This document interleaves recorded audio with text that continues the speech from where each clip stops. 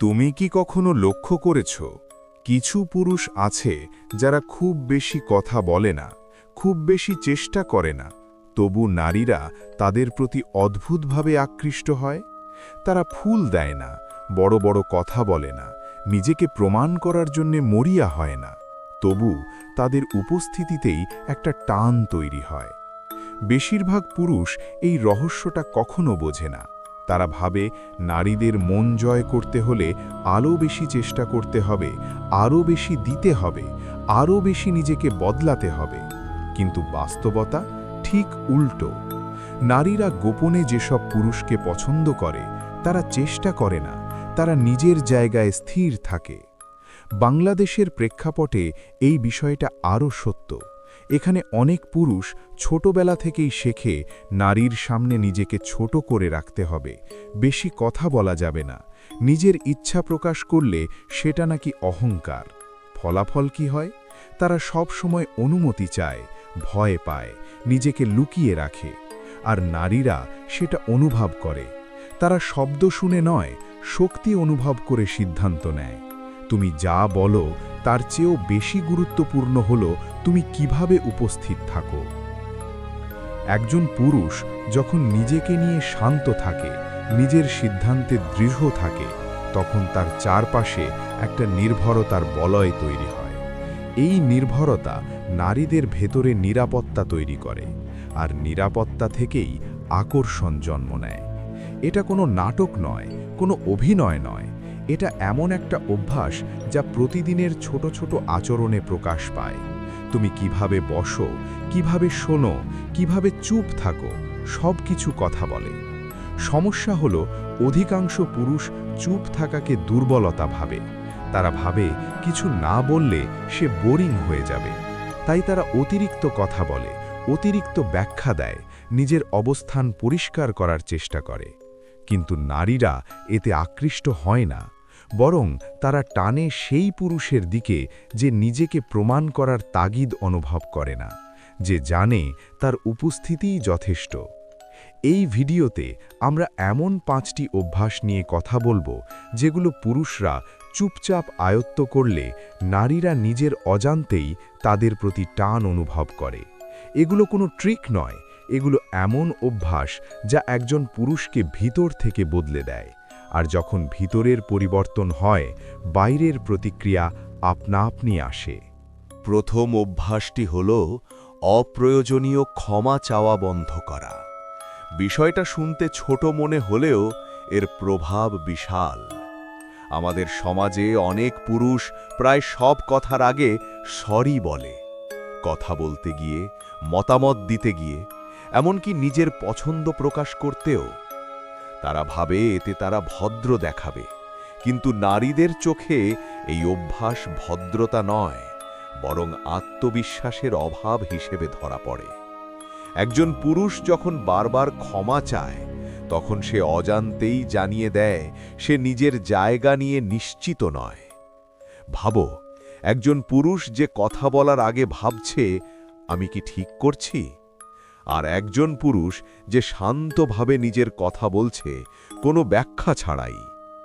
নারীরা দ্বিতীয় জনের দিকে টানে, কারণ সেখানে স্থিরতা আছে। স্থিরতা মানেই শক্তি, শক্তি মানেই নিরাপত্তা। ক্ষমা চাওয়ার এই অতিরিক্ত অভ্যাস আসলে পুরুষের উপস্থিতিকে দুর্বল করে দেয়। দ্বিতীয় অভ্যাস হল চাওয়া নয়, নেতৃত্ব দেওয়া। অনেক পুরুষ সম্পর্কের শুরু থেকেই অপেক্ষা করে নারীর সংকেতের জন্য। সে কি চায়, কখন সময় দেবে, কি করলে সে খুশি হবে। এই মানসিকতা পুরুষকে অনুসারীতে পরিণত করে। অথচ নারীরা গোপনে পছন্দ করে সেই পুরুষকে যে নিজের জীবনের দিক নির্দেশনা নিজেই ঠিক করে। সে আমন্ত্রণ জানায়, অনুনয় করে না। সে বলে, আমি এটা করছি, চাইলে তুমি আসতে পারো। এই ভঙ্গিতেই আকর্ষণ জন্ম নেয়। তৃতীয় অভ্যাস হল নারীর ওপর মানসিক নির্ভরতা না রাখা। অনেক পুরুষ ভাবে একজন নারী এলেই তার জীবন পূর্ণ হবে। এই ভাবনাটাই সমস্যা। যখন একজন পুরুষ নিজের সুখের দায়িত্ব অন্যের হাতে তুলে দেয় তখন সে দুর্বল হয়ে পড়ে। নারীরা এই দুর্বলতা খুব সহজেই অনুভব করে।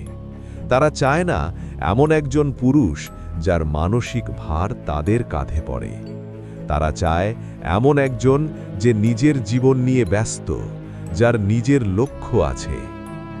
এই তিনটি অভ্যাস একসঙ্গে একটি শক্ত ভিত তৈরি করে।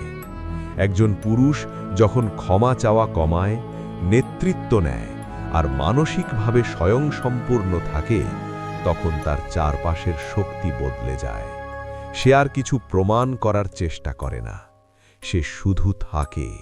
আর এই থাকাটাই নারীদের চুপি চুপি আকর্ষণ করে। চতুর্থ অভ্যাসটি হল শান্ত উপস্থিতি তৈরি করা। অধিকাংশ পুরুষ ভাবে আকর্ষণ তৈরি করতে হলে বেশি কথা বলতে হবে, বেশি হাসাতে হবে, নিজেকে আলাদা করে তুলে ধরতে হবে। কিন্তু বাস্তবে নারীরা যেটা অনুভব করে সেটা শব্দ নয়, শক্তি।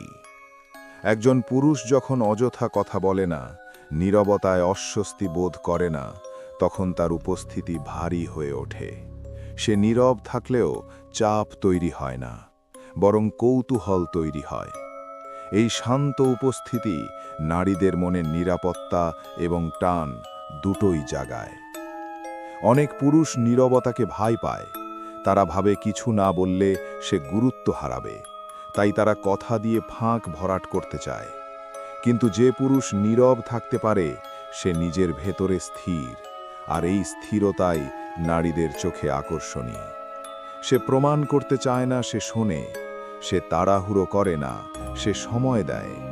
এই অভ্যাসটি গড়ে উঠলে পুরুষের শরীরী ভাষা, দৃষ্টিভঙ্গি, এমনকি হাঁটার ভঙ্গিও বদলে যায়। পঞ্চম এবং সবচেয়ে শক্তিশালী অভ্যাসটি হল অনুমোদন নয়, আগ্রহ তৈরি করা। অনেক পুরুষ চায় নারী তাকে ভালো মানুষ বলুক, ভদ্র বলুক, কেয়ারিং বলুক। কিন্তু অনুমোদন আর আকর্ষণ এক জিনিস নয়। অনুমোদন নিরাপদ, কিন্তু আগ্রহ বিপজ্জনক। আগ্রহ মানেই উত্তেজনা, কৌতূহল, টান। যে পুরুষ নিজেকে বদলে বদলে নারীর মন জয় করতে চায় সে শুধু অনুমোদন পায়, কিন্তু যে পুরুষ নিজের মতো থাকে, নিজের সীমা জানে, সে আগ্রহ তৈরি করে। এই পাঁচটি অভ্যাস একসঙ্গে একজন পুরুষকে আলাদা করে তোলে। সে জোর করে আকর্ষণ তৈরি করে না, সে নাটক করে না, সে কৌশল শেখে না, সে নিজের ভেতরে কাজ করে। আর এই ভেতরের পরিবর্তনই বাইরে প্রতিফলিত হয়।